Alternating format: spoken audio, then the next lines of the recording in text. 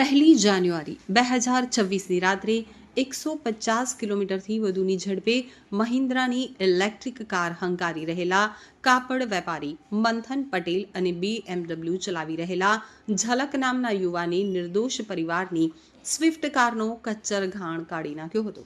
આ રેસિંગ દરમિયાન BMW કારમાં ઝલકની બાજુમાં ઋષિ નામનો યુવક પણ સવાર હતો, જ્યારે તેમની પૂરપાટ ઝડપે આવતી કારોએ એશા જૈન નામની મહિલા ચાલકની ગાડીને પાછળથી જોરદાર ટક્કર મારતા એશાબેનને પીઠના ભાગે ગંભીર ઇજાઓ પહોંચી હતી અને તેઓ હાલ હોસ્પિટલમાં સારવાર હેઠળ છે.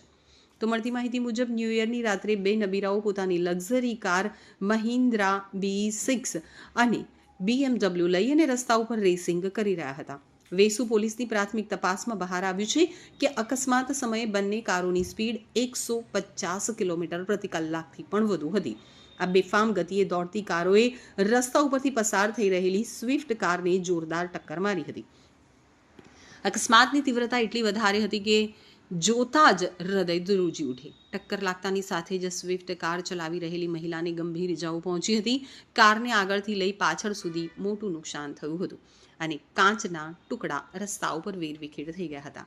સમગ્ર મામલે વેસુ પોલીસે કડક કાર્યવાહી હાથ ધરી છે. અકસ્માત સર્જનાર મહિન્દ્રા કારના ચાલક મંથન પટેલ નામના યુવકની ધરપકડ કરવામાં આવી છે. તો પોલીસના જણાવ્યા અનુસાર મંથન પટેલ કાપડના વ્યવસાય સાથે સંકળાયેલો નબીરો છે, જ્યારે તેની સાથે રેસ લગાવી રહેલો અન્ય કારનો ચાલક અકસ્માત બાદ સ્થળ ઉપરથી ફરાર થઈ ગયો હતો, જેની શોધખોળ અત્યારે તેજ કરવામાં આવી છે.